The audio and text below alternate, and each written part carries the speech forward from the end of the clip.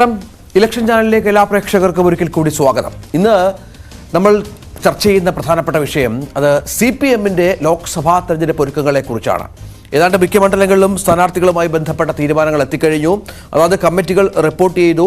അത് മാധ്യമങ്ങൾക്കടക്കം അതുമായി ബന്ധപ്പെട്ട വാർത്തകൾ വരുന്നു. ഇത്തവണ കുറച്ചുകൂടി കരുത്തരായ സ്ഥാനാർത്ഥികളെ കളത്തിലിറക്കിയാണ് CPM-ന്റെ മത്സരം. നമുക്കറിയാം CPM-ന് കേരളത്തിൽ മാത്രം ഇപ്പോൾ തൽക്കാലം പേരുള്ള ഒരു പാർട്ടിയാണ്.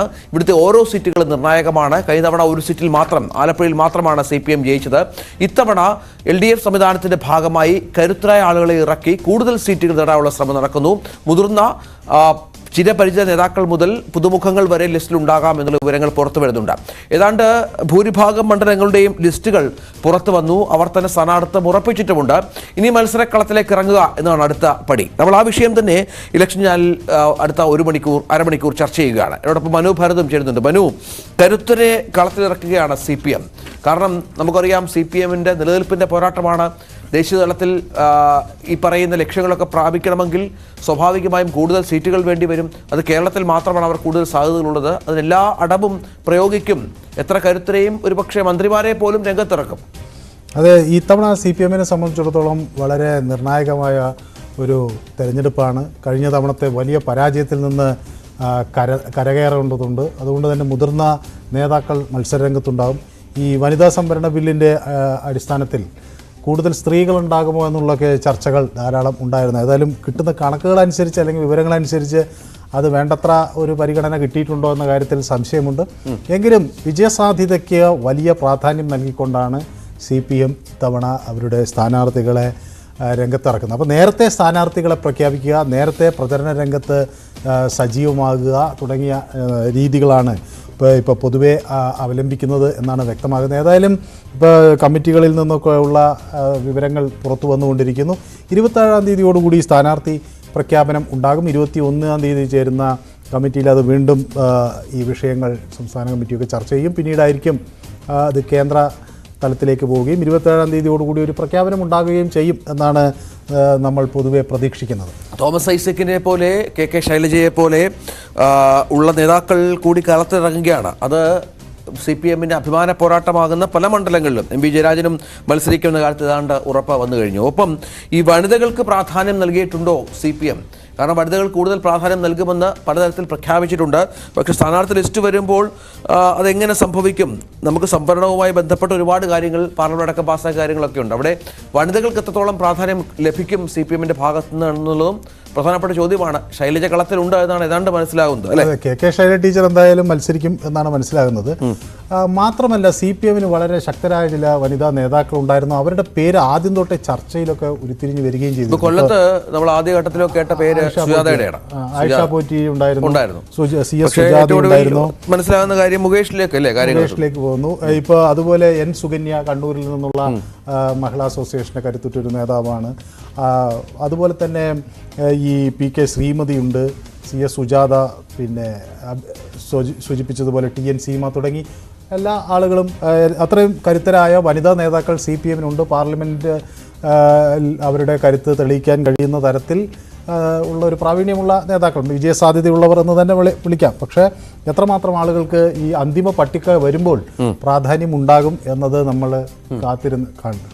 തീർച്ചയായും അതാണ് ഈ KK ശൈലജ, N സുകന്യ, ജമീല ബാലൻ, TN Seema, PK Shrimati, CS Sujatha എന്നിവരുടെയൊക്കെ പേരുകൾ എല്ലാ തെരഞ്ഞെടുപ്പുകളിലും CPM-മായി ബന്ധപ്പെട്ട് ചർച്ച ചെയ്യപ്പെടുന്നതാണ്. നിർദ്ദേശങ്ങൾ ജില്ലാ കമ്മിറ്റികളടക്കം പോകുന്നതാണ്. പക്ഷേ ഏറ്റവും ഒടുവിൽ പലപ്പോഴും സംഭവിക്കുന്നത് അവർക്ക് പ്രാധാന്യം കിട്ടാറില്ല എന്നുള്ളതാണ്. അത് നമുക്ക് കാത്തിരുന്ന് കാണണം ഈ തെരഞ്ഞെടുപ്പിൽ അതെങ്ങനെ സംഭവിക്കുമെന്നുള്ളത്. മറ്റൊന്ന്, നമുക്ക് ഓരോ മണ്ഡലങ്ങളിലേക്ക് ഒന്ന് പോയി വരണം.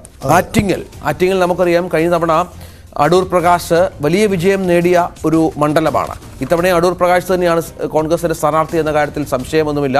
മറുവശത്ത് കേന്ദ്രമന്ത്രി കൂടിയായ V മുരളീധരൻ ശക്തമായ സാന്നിധ്യമായി അവിടെ മത്സരിക്കുന്നുണ്ട്. കാരണം BJPക്കും കോൺഗ്രസും ശക്തരായ സ്ഥാനാർത്ഥി ഇറക്കുന്നു. അവിടെ കരുത്തനായ V ജോയിയെ ഇറക്കുകയാണ് CPM, അല്ലേ? അതെ, CPM-നെ സംബന്ധിച്ചിടത്തോളം ആറ്റിങ്ങൽ പിടിക്കാൻ കഴിയുന്ന ഒരു മണ്ഡലമാണ്. ചിറയൻകീഴ് ആയിരുന്നല്ലോ ആദ്യം. എല്ലാ നിയമസഭാ മണ്ഡലങ്ങളും CPM-നൊപ്പം ഉള്ളതാണ്. സുശീല ഗോപാലനും അതുപോലെ A സമ്പത്തും അതുപോലെ നമ്മുടെ വർക്കല രാധാകൃഷ്ണനും ഒക്കെ അവരുടെ മികവ് തെളിയിച്ചിട്ടുള്ളൊരു മണ്ഡലമാണ്. അപ്പോൾ കുറേ കാലമായി CPM-ൻ്റെ കയ്യിൽ ഉണ്ടായിരുന്നൊരു മണ്ഡലമാണ്. അടൂർ പ്രകാശിനെ ഇറക്കി കഴിഞ്ഞ തവണ UDF പിടിച്ചെടുത്തത്. പിന്നെ ആ കഴിഞ്ഞ തവണത്തെ ഒരു വലിയ തരംഗമുണ്ടായിരുന്നു, ശബരിമല, അതുപോലെ രാഹുൽ ഗാന്ധി ഫാക്ടർ, അങ്ങനെ ഒട്ടനവധി വിഷയങ്ങൾ ഉണ്ടായിരുന്നെങ്കിലും ആ ഘട്ടത്തിൽ നല്ല ഒരു പ്രകടനം കാഴ്ചവെക്കാൻ അടൂർ പ്രകാശിന് കഴിഞ്ഞു. അദ്ദേഹത്തിന് 3,80,000-ഓളം വോട്ടുകൾ ലഭിച്ചു. അതാണ് 38,000 വോട്ടിൻ്റെ ഒരു വിക്ടറി മാർജിനിൽ CPM-ൻ്റെ ഉരുക്കുകോട്ട എന്ന് വേണമെങ്കിൽ വിശേഷിപ്പിക്കാവുന്ന മണ്ഡലം ആറ്റിങ്ങൽ അടൂർ പ്രകാശ് പിടിച്ചെടുക്കുകയും ചെയ്തു.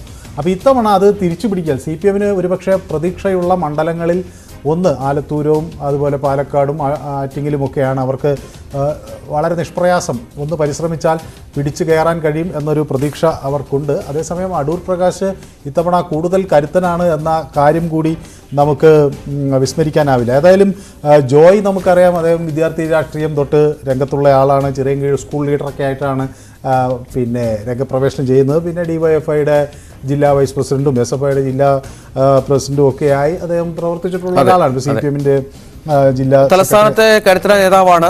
CPM-ന്റെ സംഘടനാ സംവിധാനവും അടൂർ പ്രകാശിന്റെ സംഘടനാ മികവും തമ്മിലുള്ള ഏറ്റുമുട്ടലാണിപ്പോൾ അല്ലേ? അതെ, സ്വാഭാവികമായും അവിടെ അങ്ങനെ വരുന്നു. മാത്രമല്ല, ഇതിപ്പോൾ ആറ്റിങ്ങൽ മണ്ഡലം സാധാരണഗതിയിൽ അത്ര ശ്രദ്ധ ആകർഷിക്കാത്തൊരു മണ്ഡലമാണ്. പക്ഷേ ഇത്തവണ വലിയ ഒരു ജനശ്രദ്ധ മണ്ഡലത്തിൽ ഉണ്ടാകുമെന്ന കാര്യത്തിൽ തർക്കമില്ല. കഴിഞ്ഞ തവണ BJP എ ക്ലാസ് മണ്ഡലമായി കാണുന്ന അതെ ശോഭാ സുരേന്ദ്രൻ 2,48,000 അവിടെ പിടിച്ചിട്ടുള്ള. അപ്പോൾ ഇത്തവണ V. മുരളീധരൻ അവിടെ സ്ഥാനാർത്ഥിയാകും. പ്രധാനമന്ത്രി ആറ്റിങ്ങൽ കേന്ദ്രീകരിച്ച് തന്നോട് പ്രവർത്തിക്കാൻ പറഞ്ഞിട്ടുണ്ടെന്ന് V. മുരളീധരൻ വ്യക്തമാക്കിയിട്ടുണ്ട്. അപ്പോൾ അടൂർ പ്രകാശും V. മുരളീധരനും കളത്തിലുണ്ട് എന്ന് ഏറെക്കുറെ ഉറപ്പാണ്. അവിടേക്കാണ് V. ജോയ് കൂടി എത്തുന്നത്. 27-ാം തീയതി പ്രഖ്യാപനം വരെ നമുക്ക് കാത്തിരിക്കേണ്ടതില്ല എന്നാണ് എനിക്ക് തോന്നുന്നത്. കൊല്ലത്തേക്കൊന്ന് പോകണം മനു, കാരണം കൊല്ലം CPM-ന്റെ ഈ പറഞ്ഞ പോലെ ഉരുക്ക് കോട്ടയായിരുന്ന ദീർഘകാലം ആയിരുന്ന ഒരു മണ്ഡലം കൂടിയാണ് കൊല്ലം. പക്ഷെ അതിനുശേഷം NK പ്രേമേന്ദ്രൻ എന്ന സ്ഥാനാർത്ഥി അവിടെ എത്തിയതോടുകൂടി അതുണ്ടായ വിവാദമൊക്കെ അറിയാം. ആദ്യം അതിനെതിരെ മത്സരിക്കുന്നത് MA ബേബിയാണ്.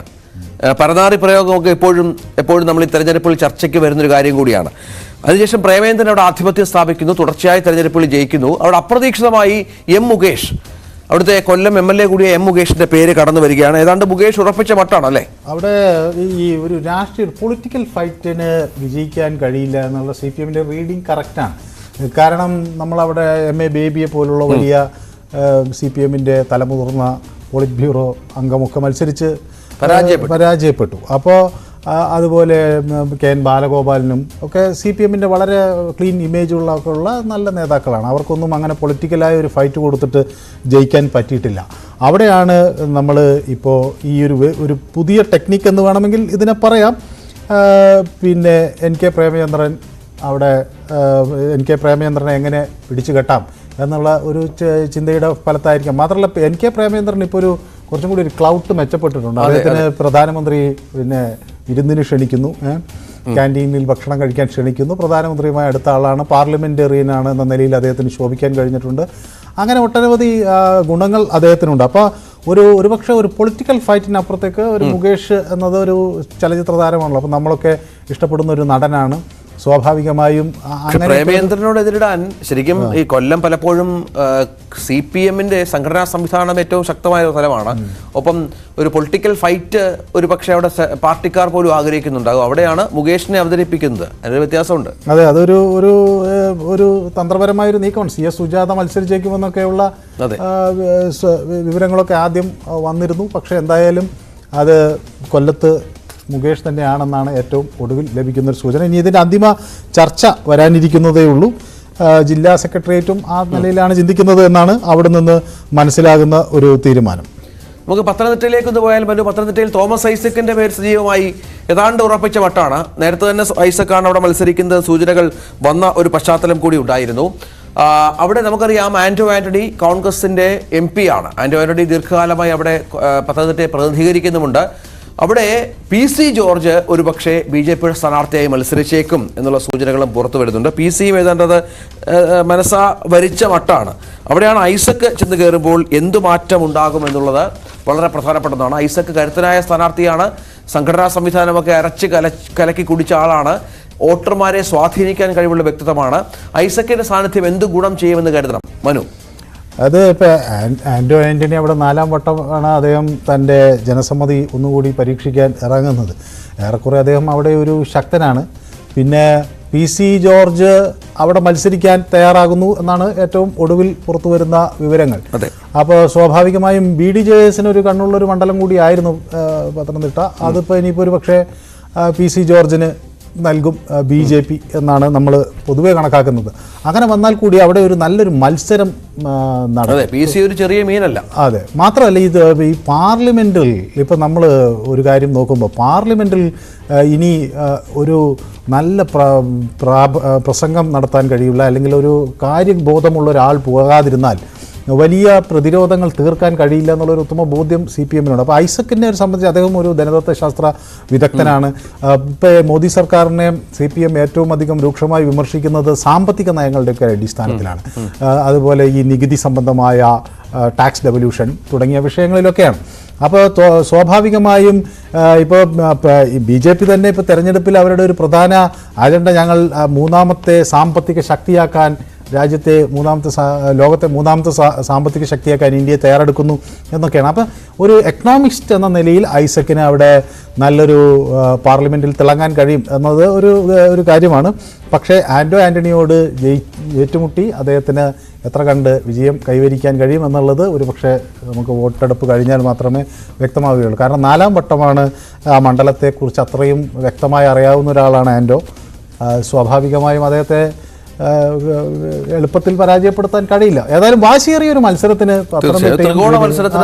സാധാരണഗതിയിൽ ഈ നമ്മൾ പ്രധാനമായി ഉറ്റുനോക്കുന്ന ചില മണ്ഡലങ്ങളിൽ നിന്ന്, അല്ലെങ്കിൽ വാശിയേറിയ മത്സരം നടക്കുന്ന മണ്ഡലങ്ങളിൽ നിന്ന് പോലെയല്ല. ഇപ്പം ഇത്തവണ എനിക്ക് തോന്നുന്നത് ഒരു വലിയ വിഭാഗം മണ്ഡലങ്ങളിൽ ആളുകൾ ത്രികോണ മത്സരവും ഫൈറ്റും എന്തൊക്കെ ആര് ജയിക്കുമെന്ന് പ്രെഡിക്റ്റ് ചെയ്യാൻ കഴിയാത്ത സാഹചര്യവും ഒക്കെ വരുമെന്നാണ് കണക്കാക്കുന്നത്. തീർച്ചയായും.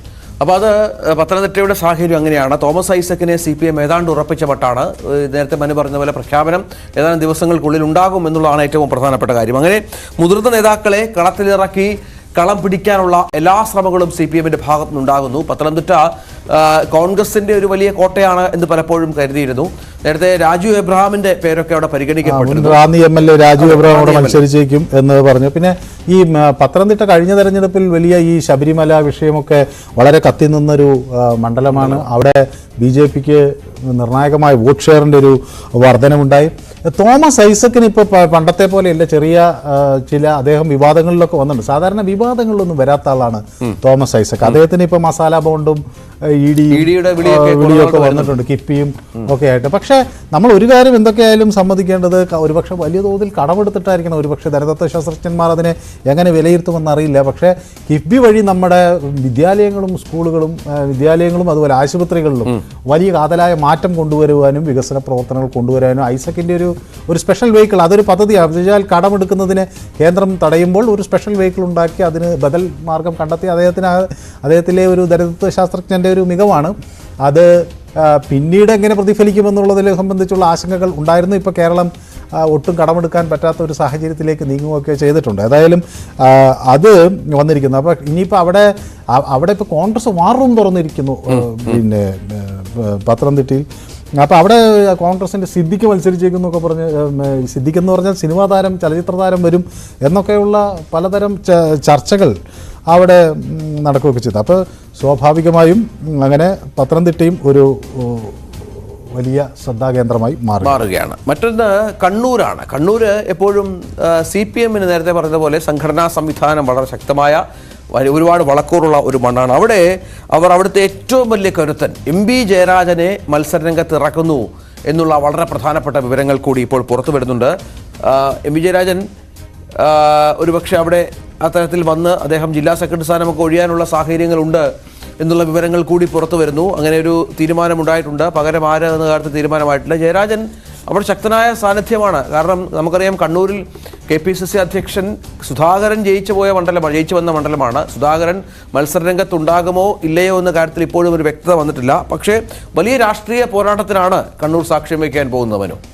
കണ്ണൂരിൽ ജയരാജന്മാർ, 3 ജയരാജന്മാർ, EP ജയരാജൻ, MB ജയരാജൻ, അങ്ങനെ. അപ്പോൾ ഈ P ജയരാജന്മാരുടെ ഒരു നാട് എന്നാണ് പൊതുവെ അറിയപ്പെടുന്നത്. 3 ജയരാജന്മാരും 3 തരം പ്രകൃതമുള്ളവരാണ്. ഏതായാലും അതിൽ എനിക്ക് തോന്നുന്നത് EP സൗമ്യനാണെങ്കിലും അദ്ദേഹം ചിലപ്പോഴൊക്കെ ദേഷ്യപ്പെടുന്നുണ്ട്. MB ജയരാജൻ എന്ന് പറയുമ്പോൾ നമുക്ക് അദ്ദേഹം എപ്പോഴും ഒരു സൗമ്യമായൊരു മുഖം അദ്ദേഹത്തിനുണ്ട്. CPM-ൻ്റെ ഒരുപക്ഷെ കണ്ണൂരിലെ എന്നാൽ അതേസമയം MV ജയരാജൻ ശക്തമായ ഒരു നേതാവ് എന്ന നിലയിൽ CPM-നെ പ്രതിരോധിക്കാൻ എല്ലാ ഘട്ടത്തിലും മുന്നിൽ വന്നിട്ടുള്ളൊരു ആൾ കൂടിയാണ്. നമുക്ക് അറിയാം, അവിടെ കണ്ണൂരിൽ മാധ്യമപ്രവർത്തകർ തമാശയായിട്ട് പറയുന്നൊരു കാര്യമുണ്ട്. ഈ പണ്ട് അമേരിക്കൻ പ്രസിഡന്റ് ജോർജ് ബുഷ് എന്തോ ഒരു തീരുമാനമെടുത്തപ്പോൾ അതിനെതിരെ MV ജയരാജേട്ടൻ അവിടെ വാർത്താ സമ്മേളനം വിളിച്ച് ജോർജ് ബുഷിനെ താക്കീത് ചെയ്തു എന്നൊക്കെ. അപ്പം അങ്ങനെ എല്ലാ വിഷയങ്ങളിലും അദ്ദേഹത്തിന് ഒരു അഭിപ്രായമുണ്ട്. അദ്ദേഹം അത് കൃത്യമായി പറയുന്ന ഒരു നിലപാട് അദ്ദേഹത്തിനുണ്ട്. അദ്ദേഹം പിന്നെ DYFIയുടെയൊക്കെ സംസ്ഥാന സെക്രട്ടറി ആയിട്ട് പ്രവർത്തിച്ചിട്ടുള്ള ആളാണ്. എടക്കാട് മണ്ഡലത്തിൽ നിന്നാണ് അദ്ദേഹം MLA ആയി ജയിച്ചത്. എടക്കാട് മണ്ഡലത്തിലാണ്. എടക്കാട് മണ്ഡലത്തിലായിരുന്നു ആദ്യം സുധാകരൻ പിന്നെ താമസിച്ചിരുന്നത്. അപ്പോൾ അങ്ങനെ ഒക്കെയുള്ള ഒരു എന്താ പറയുക, അദ്ദേഹത്തിൻ്റെതായ ഒരു മികവ് അദ്ദേഹത്തിന് അവിടെ ഉണ്ടാക്കാൻ കഴിഞ്ഞിട്ടുണ്ട്. പിന്നെ സംസ്ഥാന സമിതി അംഗമെന്ന നിലയിൽ അദ്ദേഹം ഒരു നിയമബിരുദധാരിയാണ്.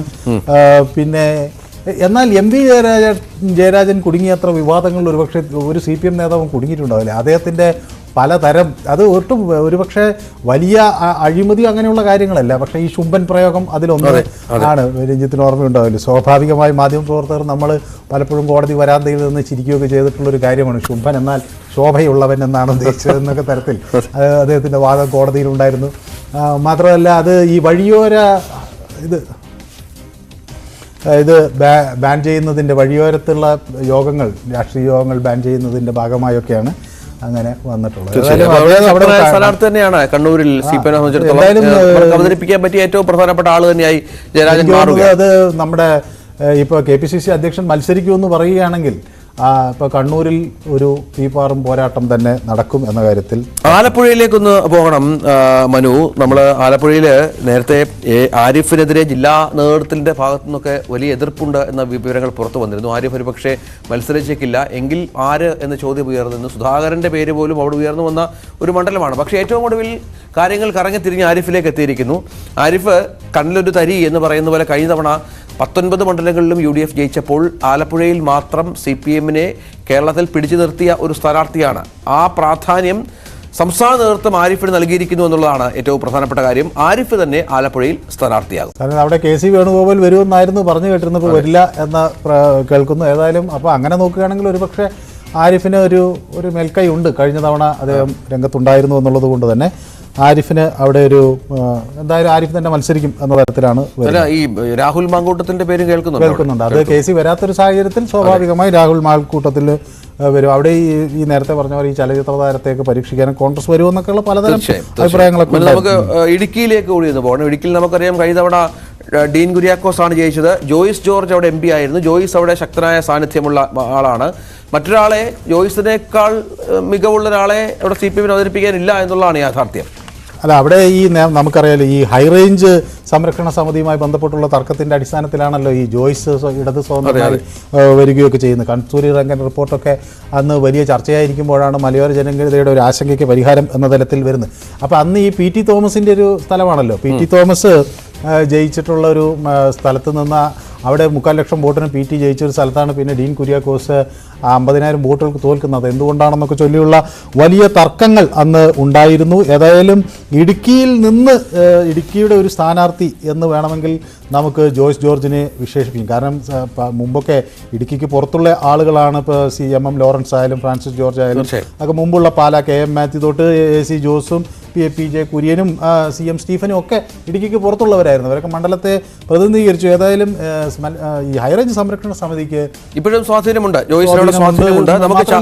പ്രശ്നങ്ങളൊക്കെ നടക്കുകയാണല്ലോ ഇപ്പോൾ വയനാട്ടിലൊക്കെ. സ്വാഭാവികമായ ആശങ്ക അങ്ങോട്ടേക്കും പടരാം. അതുകൊണ്ട് ചാലക്കുടിയിലേക്ക് വന്നാൽ C രവീന്ദ്രനാഥ്, അദ്ദേഹം ഒരു നല്ല സ്ഥാനാർത്ഥിയാണ്. സൗമ്യ വ്യക്തിത്വമാണ്. CPM-ന്റെ വലിയ സാന്നിധ്യമാണ്. വിദ്യാഭ്യാസ മന്ത്രി കഴിവ് തെളിയിച്ചതാണ്. അഴിമതി ആരോപണങ്ങളിൽ നിന്നൊക്കെ മാറി നിൽക്കാൻ അദ്ദേഹത്തിന് കഴിഞ്ഞു. അതൊക്കെ ഒരു വലിയ നേട്ടം തന്നെയായി CPM-നെ ഉയർത്തി കാണിക്കാവുന്നതാണ്. പിന്നെ വിദ്യാഭ്യാസമുള്ള ഒരാളാണ് അദ്ദേഹം, ഒരു പ്രൊഫസറാണ്. അപ്പോൾ പാർലമെന്റിൽ നല്ല പ്രഭാഷകനാണ്. സംസാരിക്കാനൊന്നും ഒരു പ്രയാസം ഉണ്ടാവില്ല. ഇംഗ്ലീഷൊക്കെ തപ്പി തടയേണ്ട കാര്യം അദ്ദേഹത്തിന് ഉണ്ടാവില്ല എന്ന് വിളിക്കും. ഈ ആലത്തൂരിൽ ജമീല ബാലൻ, നമ്മൾ നേരത്തെ പറഞ്ഞ സ്ത്രീ പ്രാതിനിധ്യം ഉറപ്പിക്കുന്നതിന്റെ ഭാഗമായി ജമീല ബാലൻ, AK ബാലൻ, CPM-ന്റെ പ്രമുഖ നേതാവിന്റെ ഭാര്യ, മത്സരിക്കും രമ്യ ഹരിദാസിനെതിരെ എന്ന വിവരമാണ് ഇപ്പോൾ പുറത്തു. പക്ഷേ അതിലൊരു വലിയ കാര്യം എന്താണെന്ന് വെച്ചാൽ ഇത് പലപ്പോഴും AK ബാലന്റെ ഭാര്യ എന്ന നിലയത്തിലാണ് ഇവരെ അറിയപ്പെടുന്നതെങ്കിലും സത്യത്തിൽ ഇവരുടെ അച്ഛൻ PK കുഞ്ഞച്ചൻ അദ്ദേഹം ഒരു വലിയൊരു CPM നേതാവായിരുന്നു, രാജ്യസഭാ അംഗമായിരുന്നു, പിന്നെ 1ാം നിയമസഭയിലുണ്ടായിരുന്നു, 2ാം നിയമസഭയിലൊക്കെ മാവേലിക്കരയിൽ നിന്നാണ് ജയിച്ചത്. പിന്നെ 3ാം നിയമസഭയിൽ അദ്ദേഹം പന്തളത്തിൽ നിന്ന് ജയിച്ചു. 1973 79 വരെ രാജ്യസഭയിലുണ്ടായിരുന്നു. 88 91 വരെയും അദ്ദേഹം രാജ്യസഭയിൽ ഉണ്ടായിരുന്നു. CPI-യിലൂടെ പിന്നെ CPM-ൽ അദ്ദേഹത്തിന് ഒരു വലിയ വിപ്ലവകരമായ ഒരു ഹിസ്റ്ററി ഉണ്ട്. അവരുടെ ഒരു മകൾ എന്ന നിലയിൽ തീർച്ചയായും രാഷ്ട്രീയ പാരമ്പര്യമുള്ള ഒരാളാണ് PK ജമീല. അവിടുത്തെ റൈറ്റ് ചോയ്സ് അല്ലെ, വിജയരാഘവൻ അവിടെ സ്വാധീനമുള്ള ആളാണ് പാലക്കാട്. അവിടെ M സ്വരാജ് വരുമെന്നൊക്കെയുള്ള ഇതൊക്കെ ആദ്യം ഉണ്ടായിരുന്നെങ്കിലും ഇപ്പൊ ഏറ്റവും ഒടുവിൽ പറഞ്ഞു കേൾക്കുന്നത് പാലക്കാട് തിരിച്ചുപിടിക്കുക അത്ര എളുപ്പമല്ല, പണ്ടത്തെ VK ശ്രീകണ്ഠൻ അല്ല ഇപ്പോഴവിടെ ഉള്ളത്. അദ്ദേഹം ജനകീയനായി കഴിഞ്ഞ തെരഞ്ഞെടുപ്പിൽ ജയിക്കുമെന്ന് അദ്ദേഹത്തിന് തന്നെ സംശയമുണ്ടായിരുന്നു. പക്ഷേ ഈ തെരഞ്ഞെടുപ്പിൽ തികഞ്ഞ ആത്മവിശ്വാസത്തോടു കൂടിയാണ് VK ശ്രീകണ്ഠൻ മത്സര രംഗത്ത് ഇറങ്ങുന്നത്. തീർച്ചയായും കോഴിക്കോട്ടേക്ക് എളമരം കരീം കോഴിക്കോടിന്റെ സ്പന്ദനം അറിയാവുന്ന വ്യക്തിയാണ്, നേതാവാണ്. ആ നിലയ്ക്ക് CITU-വിനെ മുന്നോട്ട് നയിച്ചിട്ടുള്ള ആളാണ്. നമ്മുടെ വ്യവസായ മന്ത്രി എന്ന നിലയിലൊക്കെ തിളങ്ങിയിട്ടുള്ള ഒരാളാണ്. അപ്പോൾ കോഴിക്കോടിൻ്റെ മാവൂർ സമരത്തിലൊക്കെ പങ്കെടുത്തിട്ടുള്ള, മാവൂരിലെ റെൻസിൻ്റെ സമരത്തിലൊക്കെ പങ്കെടുത്തിട്ടുള്ള നേതാവ്, അങ്ങനെയൊക്കെ വലിയ വ്യക്തികൾ. ഏതായാലും പാർലമെന്റിലേക്ക് ഒരു സീനിയർ മത്സരിക്കുന്നു എന്നതാണ് കോഴിക്കോട് നിന്ന് ലഭിക്കുന്ന ഒരു ചിത്രം. KK ശൈലജ അപ്രതീക്ഷിത സ്ഥാനാർത്ഥി അല്ല വടകരയിൽ. നേരത്തെ കേട്ടിരുന്നു, കാരണം മുരളീധരനെ പോലൊരു കരുത്തിനെ നേരിടാൻ ശൈലജയ്ക്ക് അപ്പുറം മറ്റൊരാളില്ല CPM-ൽ എന്നുള്ളതാണ്. അതെ, വടകരയിൽ P ജയരാജൻ മത്സരിക്കുമ്പോൾ ഒരു ശക്തൻ വേണം എന്ന് ആവശ്യപ്പെട്ടാണല്ലോ ഉയർന്നത്. അപ്പോൾ മുരളീധരൻ അങ്ങനെ തൻ്റെ ഇതൊക്കെ തെളിയിക്കാനും ഒക്കെ അവിടെ വരികയും ആ നിലയിൽ അദ്ദേഹം അവിടെ ആ മണ്ഡലം പിടിച്ചെടുക്കുകയും ചെയ്തു. അപ്പോൾ K മുരളീധരനിൽ ഒരു പൊളിറ്റിക്കൽ ഫൈറ്റിന് എളുപ്പമല്ല. KK ശൈലജയ്ക്ക് അത് എത്രമാത്രം സാധിക്കുമെന്ന് നമുക്കറിയാം. കാരണം കുത്തുപറമ്പൊക്കെ മണ്ഡലം അതിൽ ഉൾപ്പെടുത്താണ്. അപ്പോൾ ശൈല ടീച്ചർക്ക് നല്ല സ്വാധീനമുള്ളൊരു മേഖല കൂടിയാണ്. കത്തെന്ന് കാണാം. കാസർഗോഡ് TV രാജേഷ്, നേരത്തെ അവിടെ ജില്ലാ പ്രസിഡന്റ് സെക്രട്ടറി പേരോ കേട്ടിരുന്നു. പക്ഷേ TV രാജേഷ് പയ്യന്നൂരിൽ വളരെ ജനസമ്മതനായ ഒരു നേതാവാണ്. പ്രത്യേകിച്ച് ഈ കല്യാശ്ശേരി മുതലുള്ള കണ്ണൂരിൻ്റെ ഭാഗങ്ങൾ മുഴുവൻ കാസർഗോഡ് മണ്ഡലത്തിലാണ് വരുന്നത്. കല്യാശ്ശേരിയിൽ ഓരോ വീട്ടിലും TV രാജേഷ് അത്രമാത്രം ജനപ്രിയനാണ്. അതിൻ്റെ പെരുമാറ്റം അങ്ങനെയാണ്. ആ വീട്ടിലെ ഒരാളെ പോലെയാണ് TV രാജേഷ് ആളുകളോട് പെരുമാറുന്നത്. മാത്രമല്ല, കല്യാശ്ശേരി മണ്ഡലത്തിൽ MLA ആയിരിക്കുമ്പോൾ അദ്ദേഹത്തിന് അവിടുത്തെ എല്ലാ പ്രോജക്റ്റുകളെക്കുറിച്ചും കണ്ണടച്ച് ഏത് രാത്രി ചോദിച്ചാലും പറയാൻ കഴിയുമായിരുന്നു. റോഡിൻ്റെ വീതി തൊട്ട് ഇതൊക്കെ എനിക്ക് നേരിട്ട് അനുഭവമുള്ളത്, അതുകൊണ്ടാണ് ഞാൻ പറയുന്നത്. അപ്പോൾ അങ്ങനെയൊക്കെയുള്ള ഒരാളാണ്. മാത്രമല്ല, അദ്ദേഹം എന്തൊരു മികച്ച സംഘാടകനാണ്. മാത്രമല്ല, ജനങ്ങൾക്കിടയിൽ അത്രമാത്രം അദ്ദേഹത്തിന് ഒരു സ്വാധീനമൊക്കെ ഉണ്ട്. അപ്പോൾ സ്വാഭാവികമായും അതൊക്കെ കൊണ്ട് അദ്ദേഹത്തിന് ഒരു മേൽക്കൈയുണ്ട്. ഇപ്പോൾ അദ്ദേഹം ഈ ക്ലേസൺ സിറാമിക്സിൻ്റെ ചെയർമാൻ എന്ന നിലയിൽ പ്രവർത്തിക്കുന്നു. ഇപ്പോൾ CPM-ൻ്റെ അവിടെ ജില്ലാ സമ്മേളനങ്ങളിലൊക്കെ നടക്കും. അതിൻ്റെയൊക്കെ സംഘാടകൻ എന്ന് പറയുന്നതിൻ്റെ ഇതിൻ്റെ നേതൃത്വം രാജേഷിനായിരിക്കും. രാജേഷ് ഒരു പരിപാടിയുടെ നേതൃത്വം ഏറ്റെടുത്താൽ അതിലൊരു തെറ്റുകുറ്റവും കണ്ടുപിടിക്കാൻ ആർക്കും കഴിയില്ല എന്നുള്ളതാണ്. അവിടെ വരുന്ന ആരും രാജേഷിന്റെ ശ്രദ്ധയിൽപ്പെടാതെ ഏറ്റവും ശക്തനായ എതിരാളി തന്നെയായി രാജേഷ് മാറുന്നു, സംശയമില്ല. മറ്റ് ചില എറണാകുളം, മലപ്പുറം പോലെയുള്ള സ്ഥലങ്ങളിൽ ഇവിടെ സ്ഥാനാർത്ഥികളെ ഇതുവരെ CPM തീരുമാനിച്ചിട്ടില്ല എന്നുള്ളതാണ്. അവിടെയാണ് KV തോമസിന്റെ പ്രസക്തി. കാരണം KV തോമസ് എറണാകുളത്തിന് ദീർഘകാലം MP ആയിരുന്നു. അദ്ദേഹം ഇപ്പോൾ CPM-ന്റെ ഭാഗമായി പ്രവർത്തിക്കുന്നു. ഒരു സ്വതന്ത്ര അത്തരത്തിൽ തിരഞ്ഞാൽ KV തോമസിനേക്കാളും വലിയ ചോയ്സ് അവിടെ ഇല്ല CPM-ന്. CPM പലപ്പോഴും എറണാകുളത്ത് വെട്ടിയിറക്കിയ സ്ഥാനാർത്ഥികൾ വരുന്നുണ്ട്. നമുക്കൊരു ക്രിസ്റ്റി ഫെർണാണ്ടസിനെയൊക്കെ ഓർമ്മയുണ്ടല്ലോ. അപ്പോൾ അത് ഒരുപക്ഷെ അങ്ങനെ വരാം. അല്ലെങ്കിൽ KV തോമസിന് വലിയൊരു അദ്ദേഹത്തിനൊരു സ്വാധീനമുള്ളൊരു മേഖല തന്നെയാണ് എറണാകുളം. P രാജീവിൻ്റെ പേര് ചർച്ചയിൽ വരുന്നു എന്ന് കേൾക്കുന്നുണ്ട്. മലപ്പുറത്ത് അതുപോലെ തന്നെ VP സാനുവും V അബ്ദുറഹ്മാനും ഒക്കെ മലപ്പുറത്തും പൊന്നാനിയിലും ഒക്കെയായി മത്സരിക്കും എന്നുള്ള വിവരങ്ങൾ കൂടി വരുന്നുണ്ട്. ഏതായാലും അതൊക്കെ സംബന്ധിച്ചുള്ള അന്തിമ തീരുമാനങ്ങളായിട്ടില്ല. അതാകുന്ന മുറയ്ക്ക് നമുക്ക് തീർച്ചയായും അതാണ് പ്രധാനപ്പെട്ട കാര്യം. അതായത് CPM ഇത്തവണ രണ്ടും കൽപ്പിച്ചാണ്. കരുത്തുറ്റ സ്ഥാനാർത്ഥികളെ മത്സരരംഗത്ത് ഇറക്കുന്നു. കനത്ത പോരാട്ടം കോൺഗ്രസിന് നൽകുകയാണ്. അലസതയില്ലാതെ ഇത്തവണ മത്സരരംഗത്ത് CPM ഒരു മുഴം മുന്നേ തന്നെയാണ്. അങ്ങനെ ജനസമ്മതരായ പ്രധാനപ്പെട്ട നേതാക്കളെ ഇറക്കിയുള്ള ഫൈറ്റ് CPM എത്രത്തോളം അതിൽ വിജയിക്കുമെന്ന് നമുക്ക് കാത്തിരുന്നു കാണണം. പ്രഖ്യാപനം ഏതാനും ദിവസങ്ങൾക്കകം തന്നെ ഉണ്ടാകും. ഇലക്ഷൻ ചാനൽ ചർച്ച ചെയ്ത ആ വിഷയമാണ് ഞാനും മനു ഭാരതും അവസാനിപ്പിക്കുന്നു. നാളെ മറ്റൊരു വിഷയമായി എത്താം. നമസ്കാരം.